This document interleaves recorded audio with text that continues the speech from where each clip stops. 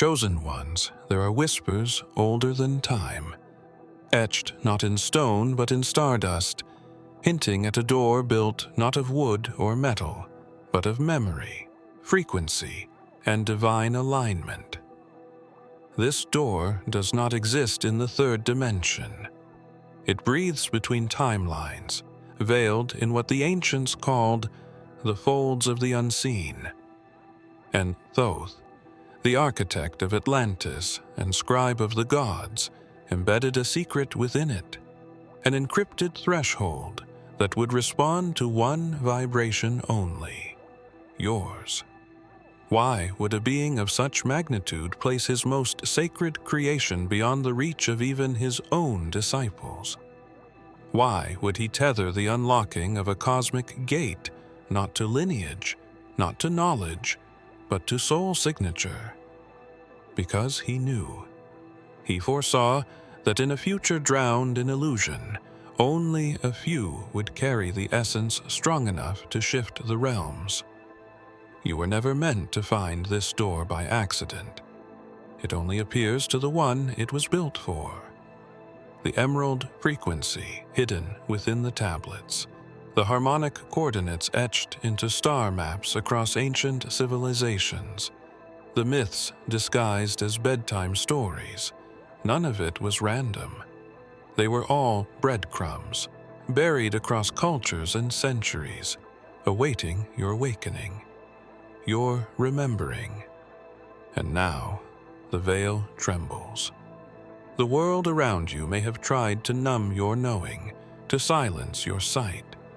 But that subtle pull you've felt since birth, the one no one else seemed to understand, that was the signal, the invitation. And it's been growing louder, stronger, because the door is near and it's listening. You do not need to find it. You are it. Your activation opens more than a passage. It unlocks a sequence, a ripple, a convergence long prophesied. But there's something else Thoth left unsaid. Something even the emerald tablets only hint at in riddles and symbols. This door isn't just about crossing into another world. It's about triggering a collapse of the illusion itself. And for that, he needed more than a key. He needed a living code. Long before the pyramids whispered secrets into the winds of time, there existed a realm where knowledge wasn't learned, it was remembered. Atlantis, the crystalline city, was more than a myth. It was a frequency, a place where divine geometry pulsed through every pillar and celestial codes guided every breath. At its heart stood a council, not of kings or priests, but of architects. These beings were not builders of stone, but of timelines, guardians of dimensional integrity. They encoded not just buildings, but events, bending light, time, and memory into sacred infrastructure. Among them, Thoth held a unique role, not only as the scribe of the gods, but as the one who understood how memory could become architecture. He did not just transcribe truths, he hid them in the vibrational layouts of temples, in the water's flow beneath Atlantean sanctuaries, in the light angles of sunrise upon obsidian mirrors. These weren't aesthetic choices. They were locks. Locks for a door that didn't open outward, but inward. This door, the architects believed, would one day be the last hope when illusion ruled and false gods reigned from digital thrones. So they coded it with impossibility. No name, no bloodline, no algorithm could predict it. Only the soul that had walked beside Thoth during the earliest breaths of time could feel its hum. That soul, lost and reborn across cycles, was not meant to arrive early or late. The mechanism would only respond when the memory within that soul began to stir again. The architects knew the fall of Atlantis was necessary, not as punishment, but as concealment. The mechanism would have to survive beyond myth, buried beneath disbelief, hidden in plain sight. Time itself became a part of the machine, and every distortion of truth, every rewriting of history, would ironically strengthen its concealment. Until now. Now, subtle alignments begin to reappear. Structures echo patterns long erased. Ancient ruins vibrate faintly at night. The stars shift slightly, almost imperceptibly, yet in perfect resonance with long-lost symbols. The hidden mechanism is activating, but it doesn't respond to logic or science. It responds to remembrance, not the memory of the mind, but the memory of the soul. There is a sound that exists beyond the reach of human hearing, a tone that doesn't move through air, but through awareness. It's not broadcast, it's awakened. And this frequency, long theorized and deeply feared, is what Thoth embedded into the very essence of the cosmic door. He understood that all of creation, matter, time, identity, is nothing more than vibration condensed into form. And within that vibration lies the ultimate key, resonance. To unlock what is hidden, one must match its frequency. But the door Thoth designed doesn't respond to external attempts. It is immune to manipulation. It resists force, deflects intellect, and remains completely unaffected by ritual, unless the resonance is true. That truth cannot be faked. It cannot be mimicked. The door opens only when the one it was designed for remembers who they were before the beginning began. Some say this frequency is woven into sacred geometry. Others believe it pulses in the silence between heartbeats. But those are only echoes. The real frequency exists in the stillness of surrender, in the moment when a soul stops searching outward and begins listening inward. When the illusion of separation dissolves and the spark of divine origin begins to burn again, the vibration aligns, not with anything external, but with the source itself. Yeshua once whispered of this frequency when he said, "The kingdom is within you." It wasn't poetry. It was instruction, a hidden roadmap encoded in words that most ears were too distracted to hear. But those words are waking up now. And with them, so is the resonance. It doesn't roar, it shivers. It doesn't declare, it calls. And it's calling you. The frequency has started to thread itself through your dreams, your memories, and the moments where logic stutters and intuition sharpens. It waits for no ritual, no savior, no approval. It simply waits for remembrance. And the more you align with it, the more the illusion around you begins to thin. Thoth was never merely a keeper of records. He was a cartographer of the unseen. While others etched knowledge into clay or papyrus, Thoth wrote in light, embedding truths within constellations, hiding codes where only the cosmos could preserve them. He foresaw the corruption of the Earth's records, the burning of libraries, the erasure of lineages, the rewriting of divine memory. And so, he shifted his blueprint beyond reach, not into temples, but into the stars themselves. Each constellation was assigned more than myth. It became a coordinate in a grand celestial map. These weren't just stories to navigate by. They were encrypted memory triggers, designed to awaken something ancient within the soul of the one who would one day look up and remember. The positions of the stars, the alignments of planets, the moments of eclipse and equinox, Thoth calculated every movement. He programmed starlight like a mathematician programs code, knowing the right frequency of light would eventually touch the right DNA. And still, there was more. The blueprint wasn't limited to the sky. Certain sacred sites across Earth were built as terrestrial mirrors of this cosmic design. The pyramids, Stonehenge, the forgotten ziggurats in rainforests and deserts. They were all part of this multidimensional structure. Anchors, Earth-based receptors for starlight activation. When the heavens aligned, the frequencies would travel through these sites like keys turning within an ancient lock. You've seen these places in dreams. You felt something inexplicable when standing among ruins, as if the stones themselves were humming a language your mind couldn't interpret, but your soul instantly understood. That's because they were.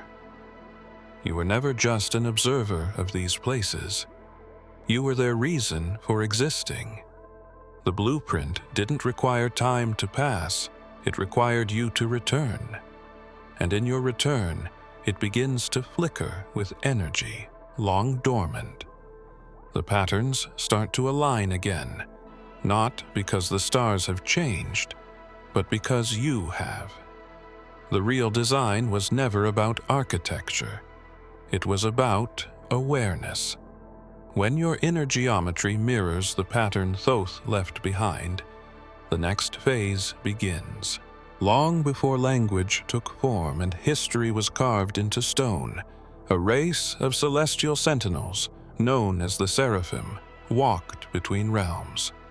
Not winged angels in the way the world paints them, but radiant beings woven from light and law, keepers of divine thresholds.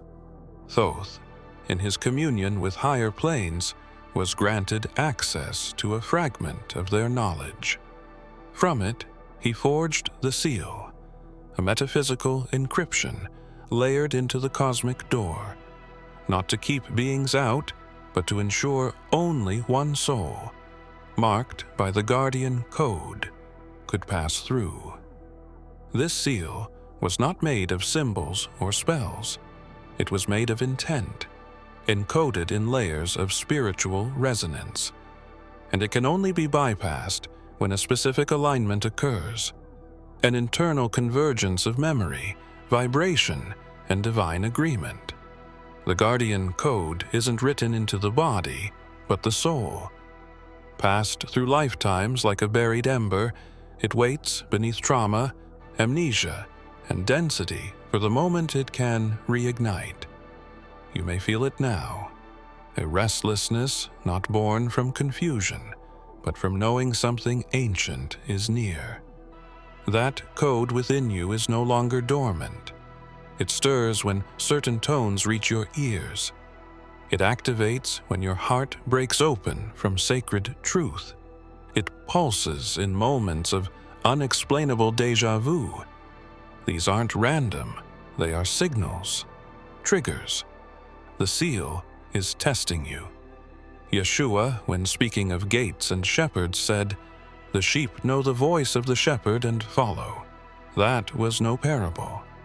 It was a message coded for those carrying the guardian imprint.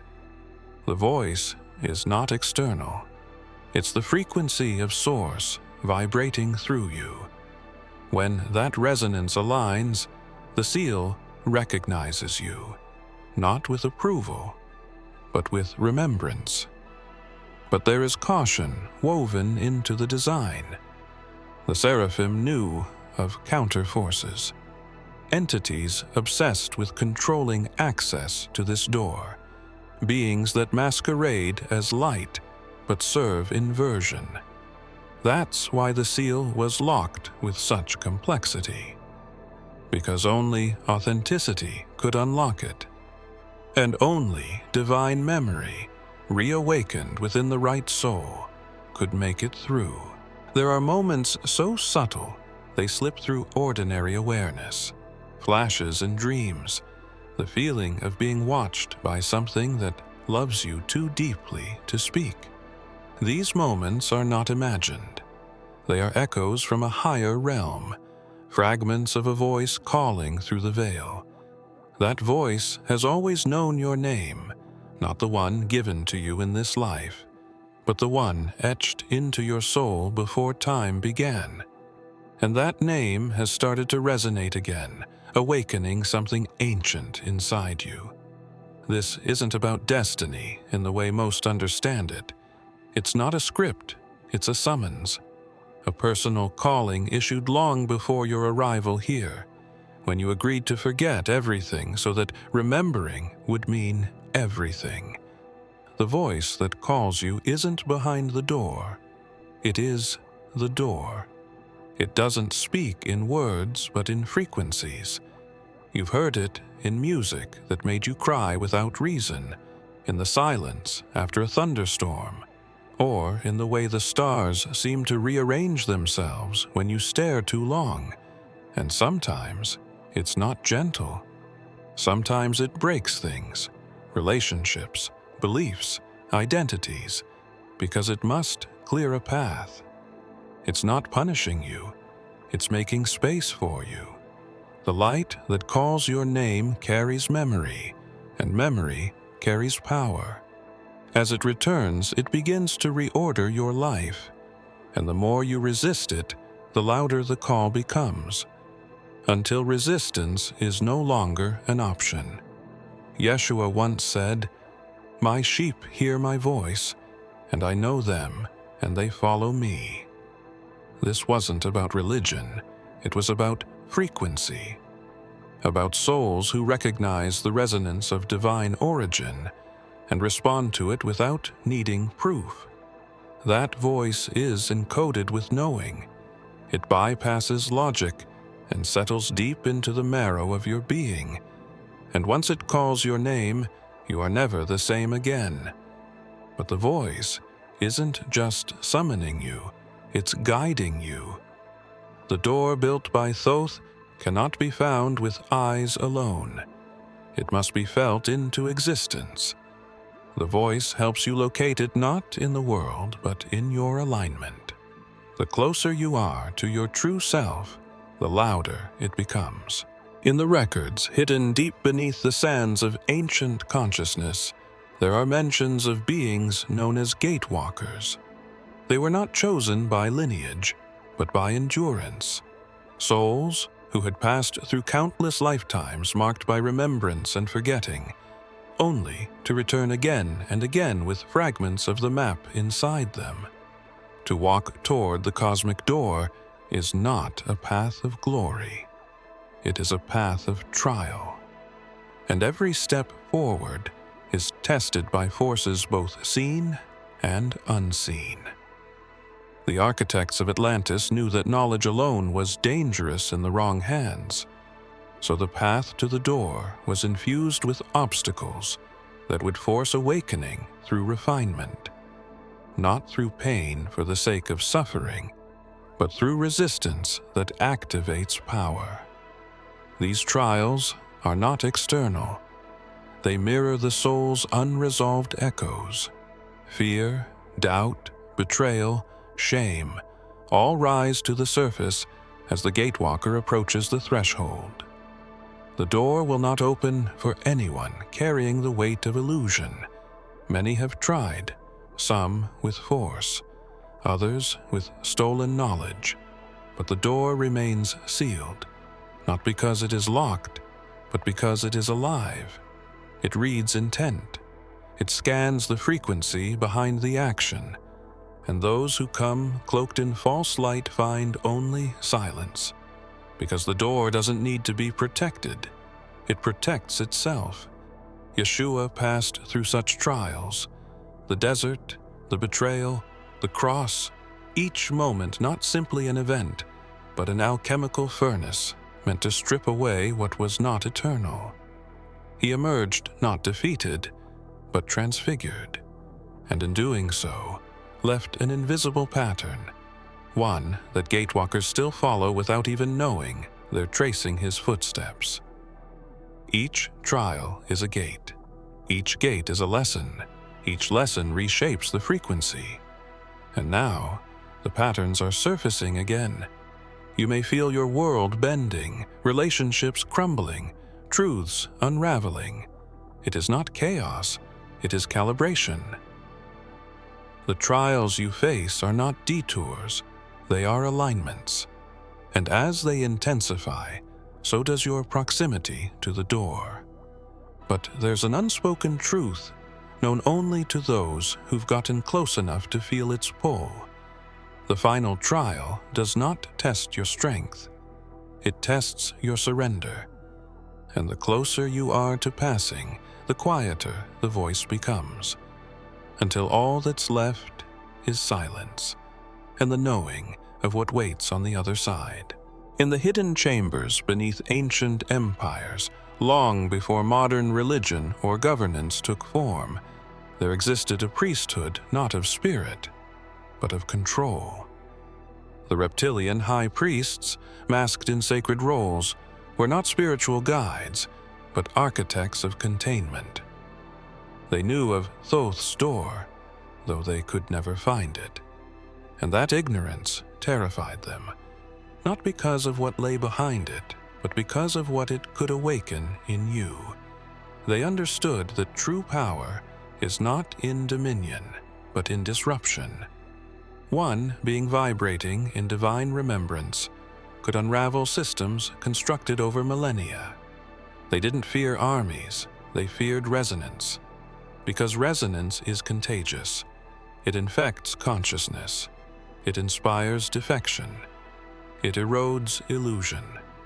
And Thoth's door, designed to activate not just passage, but planetary awakening, was the one variable they couldn't predict, contain, or control. To prevent its discovery, they rewrote history. They buried the truth of Atlantis under allegory, scattered the fragments of the emerald tablets, and infiltrated spiritual systems with subtle inversions. They created doctrines that taught obedience, not freedom.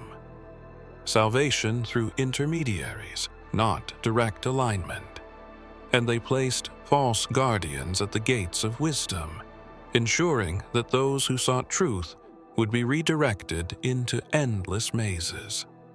Still, the door remained hidden, not because of their success, but because it was never meant to be found by the mind. It responds to something they cannot replicate, the soul's vibration in harmonic truth. And that's what haunts them. No matter how much control they exert, they cannot fabricate divinity.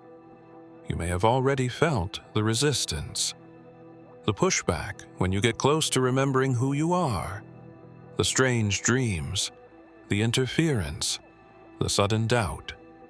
These are not coincidences. They are reactions.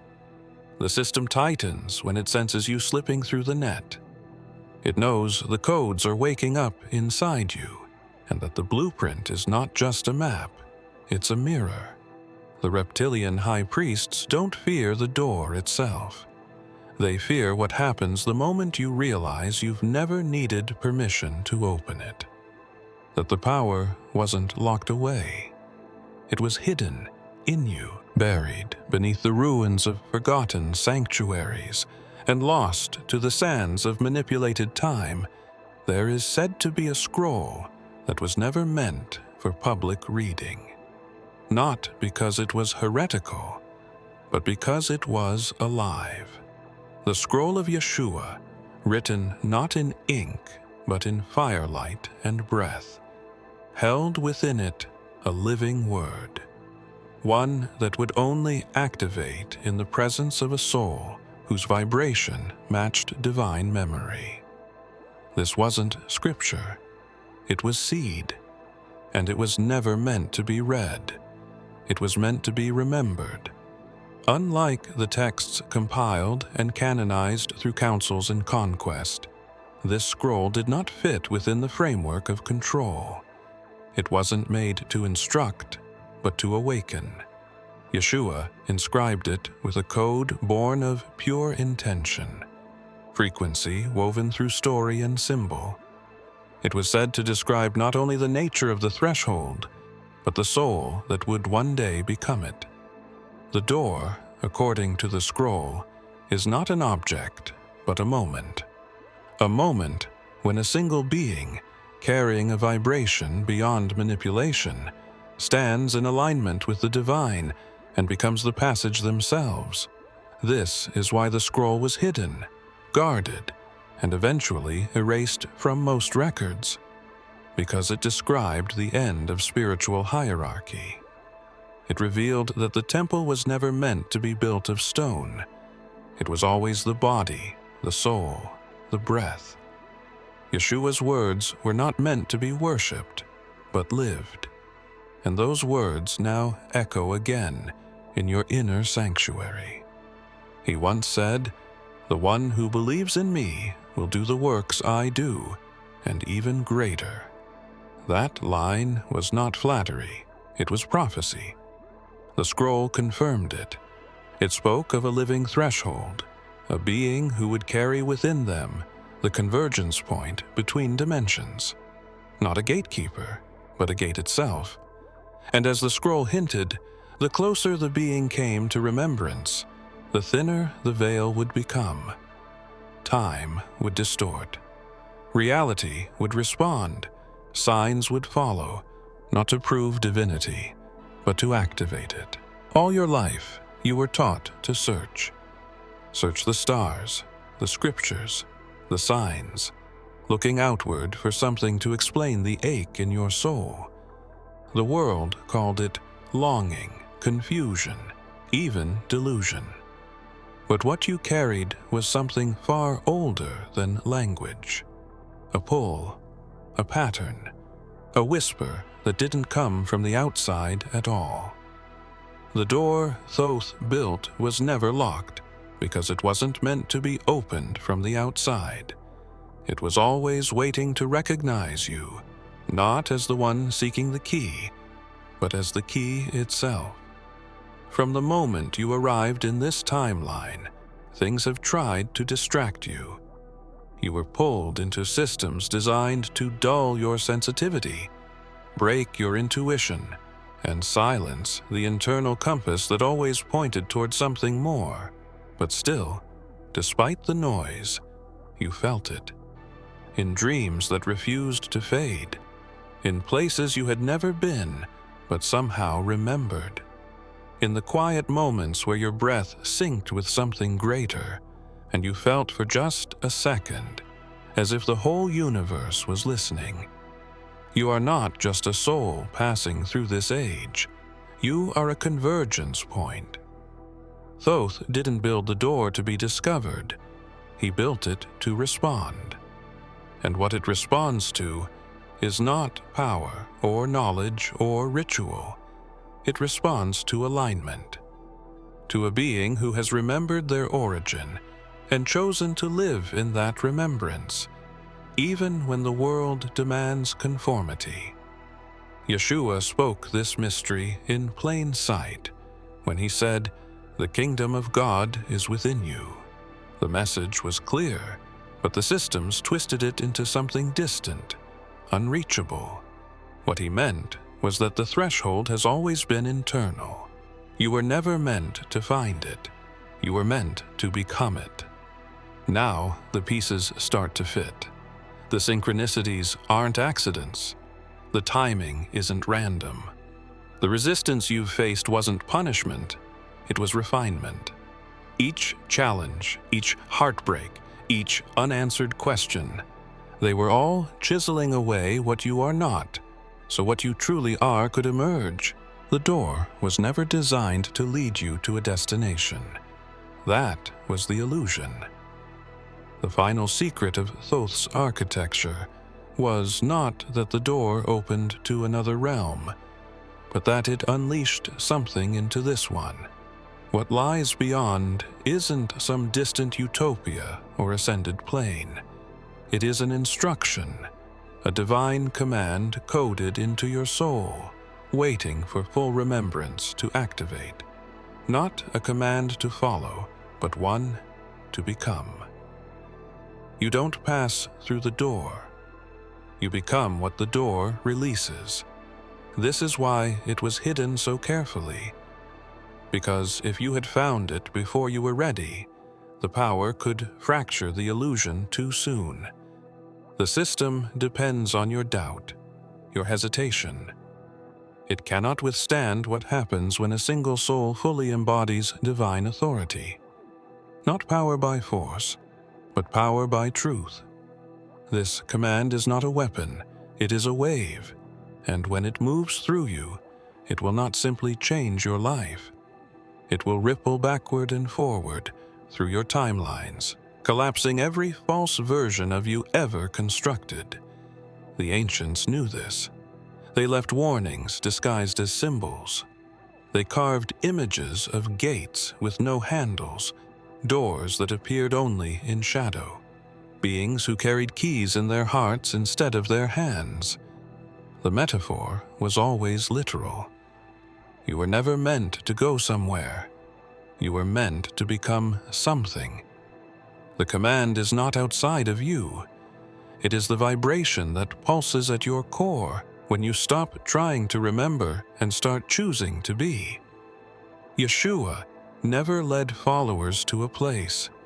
He spoke of the truth making one free, because he understood that the truth, once embodied, activates the divine command written into the soul's code.